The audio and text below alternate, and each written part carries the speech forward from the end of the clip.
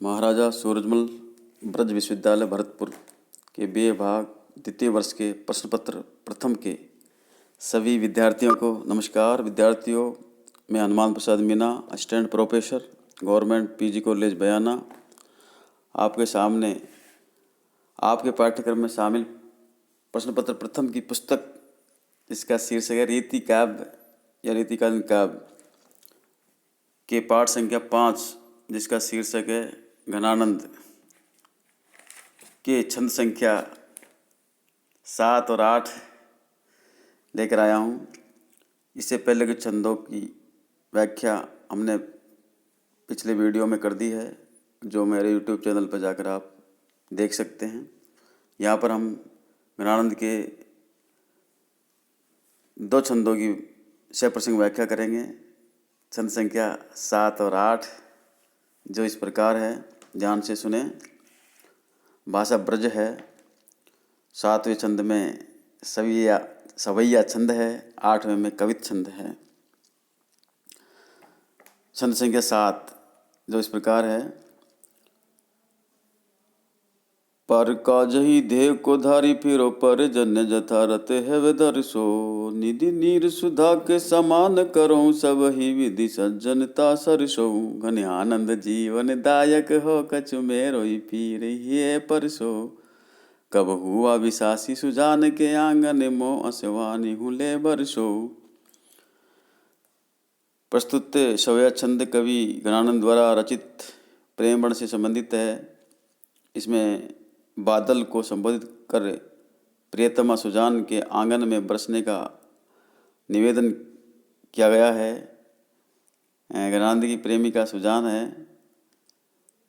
कवि घनानंद जी इसमें कहते हैं कि हे बादल, तुम दूसरों का उपकार करने के लिए शरीर धारण करके फिरते रहते हो। पर काज यानी दूसरों के उपकार के लिए, पर्जन्य यानी बादल, यथार्थ यानी यथार्थ,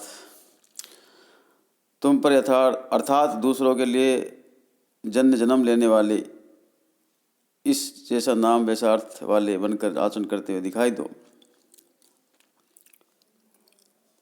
तुम विशाल समुद्र के सारे पानी को अमृत के समान मधुर पेय बनाते हो। पर्जन्य यथार्थ है दर्शो, निधि नीर सुधा के समान करो, सबही विधि सज्जनता सरसो। तुम विशाल समुद्र के सारे पानी को अमृत के समान मधुर पेय बनाते हो और उसकी वर्षा करके अपनी सज्जनता का प्रसार करते हो। कवि घनानंद आगे कहते हैं कि हे बादल, तुम जल रूपी जीवन को देने वाले हो। घनानंद जीवन दायक हो, इसलिए मेरी वेदना का अपने हृदय में एहसास करो। कछु मेरो पीर ये परसो, पीर यानी पीड़ा, इसलिए मेरी पीड़ा का अपने हृदय में एहसास करो, अनुभव करो, मेरी पीड़ा की अनुभूति करो। और उस विश्वासघाती सुजान के आंगन में कभी मेरे खारे आंसुओं को ले जाकर बरसा दो। कब हूँ वह विशासी यानी विश्वासघाती, कब हूँ वह यानी सुजान प्रेमिका, कब हूँ वह विशासी सुजान के आंगन मो असवान हूँ ले बरसों। विश्वासघाती सुजान के आंगन में कभी मेरे खारे आंसुओं को ले जाकर बरसा दो, अर्थात समुद्र के खारे पानी को मीठा बनाकर बरसते हो, उसी प्रकार मेरे खारे आंसुओं को मधुर बनाकर प्रिय सुजान के आंगन में बरसो और अपना पर्जन्य नामक सार्थक करो, अर्थात दूसरों की भलाई करने वाला। बादल को लक्ष्य कर वियोगी प्रियजन का कथन इसमें भावपूर्ण है। इससे बादल को संदेश भाग बनाने का भाव व्यंजित हुआ है। पर्जन्य नाम की व्युत्पत्ति के अनुसार अर्थ लेकर सहानुभूति की मार्मिक व्यंजना हुई है। और इस सवैया छंद में अनुप्रास, श्लेष, परिकरण, करांकुर, परिकर एवं काव्यलिंग अलंकारों का चमत्कारिक प्रयोग हुआ है। अगला छंद है जो कवित छंद है, वह इस प्रकार है। इस छंद में घनानंद द्वारा रचित प्रेम वर्ण से संबंधित वर्णन किया गया है। इसमें प्रेम की अतीतता एवं एकाकारता का वर्णन किया गया है, जो इस प्रकार है।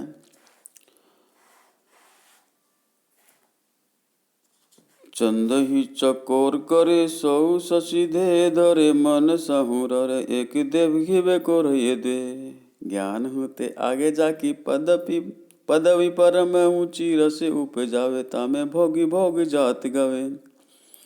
जान घन आनंद अनोखो है प्रेम पंथ भूलत चलत रहे सुदिक थकित है। बुरो जिन मानो जो न जानो कहूँ सीखी ले रसना के छाले पर प्यारे ने है नाव छवे। प्रस्तुत पद्यांश या अवतरण कवि गणानंद द्वारा रचित प्रेम वर्णन से संबंधित छंद है। इसमें प्रेमी एवं प्रेम की अद्वितीयता एवं उसकी एकाग्रता का वर्णन किया गया है। कवि वर्णन करता है कि चकोर चंद्रमा से प्रेम करता है। चंदई चकोर करे सौ शशि धे धरे। वही चकोर प्रेमाशक्ति से चंद्रमा का आकार धारण करता है, अर्थात प्रिय रूप बन जाता है। वह केवल शरीर से ही नहीं मन से भी प्रिय की रट लगाता रहता है। मानसा हूँ ररे एक देखिवे को रहे द्वे। इस तरह केवल देखने में चंद्रमा और चकोर दो रहते हैं परंतु वे एक ही हो जाते हैं, अर्थात प्रेम की पराकाष्ठा में चंद्रमा चकोर और चकोर चंद्रमा का रूप ग्रहण कर लेता है। चकोर मन से अपने प्रिय को देखने की रट लगाता है। देखने मात्र के लिए प्रेमी और प्रिय दो होते हैं लेकिन वे एक ही लगते हैं। ज्ञान से आगे बढ़कर जिस प्रेम की पदवी परम ऊंची हो जाती है, ज्ञान होते आगे जाकी पदवी परम ऊंची रस उपजावे तामे भोगी भोग जात गवे। ज्ञान से आगे बढ़कर जिस प्रेम की पदवी परम ऊंची हो जाती है, अर्थात ज्ञाता और ज्ञेय में अभेद की स्थापना हो जाती है, जो प्रेम की पराकाष्ठा एवं परम ऊंची पदवी है, उस दशा में इस प्रकार का आनंद अनुभव होता है, रस पैदा हो जाता है जिसमें भोगी एवं भोग विलास सब एक हो जाते हैं। रस उपजावे तामे भोगी भोग जात गवे, जिसमें भोगी एवं भोग विलास सब एक हो जाते हैं, अर्थात प्रेमानंद की तन्मय दशा में भोगियों के समस्त भोग विलीन हो जाते हैं, केवल आनंद की अनुभूति होती है। जान घन आनंद अनेकों हैं प्रेम पंथ भूलित चलत रहे सुधि के थकित है। कवि घनानंद आगे कहते हैं कि यह प्रेम का मार्ग बड़ा अनोखा है। अनोखो यह प्रेम पंथ, इसमें प्रेमी और प्रिया तन मन की याद को बुला देते हैं। ये प्रेम मार्ग पर एक होकर ठहर जाते हैं। भूले ते चलत रहे सुधि के थकित है, और आगे बढ़ने में समर्थ हो जाते हैं या थक जाते हैं। इस समय में बुरा नहीं मानकर यदि किसी से प्रेम पंथ की रीति को सीखना चाहे तो सीख लो। बुरो जिन्हें मानो जो न जानो कहूँ सीख ही लेऊं, क्योंकि प्रेम में इतनी तपन होती है कि उसका नाम लेने या स्पर्श करने मात्र से जीभ में छाले पड़ जाते हैं। रसना के छाले परे प्यारे ने नाव छवे। आशय है कि जो कोई प्रेम की इतनी तपन का सामना करने की क्षमता रखता है वही प्रेम पंथ पर चल सकता है, और वही प्रेमी से मानसिक रूप में एकाकार या तन्मय हो सकता है। तो विद्यार्थियों, इसमें कवि घनानंद ने अन्यत्र भी प्रेम पंथ की अनोखी रीति का निरूपण किया है। इसमें प्रेमी एवं प्रेमिका के तन मन से एक आत्मानुभूति का चित्रण मार्मिक रूप में किया गया। कवित छंद की गति यति उचित है। ब्रजभाषा का मधुर एवं सुंदर प्रयोग किया गया है। अनुप्रास, यमक, काव्यलिंग एवं रूप का अतिशयोक्ति अलंकारों का प्रयोग किया गया है। तो विद्यार्थियों, ये थी कवि घनानंद के छंद संख्या 7 और 8 की सप्रसंग व्याख्या। आगे के छंदों की व्याख्या हम अगले वीडियो में करेंगे। इस वीडियो में इतना ही।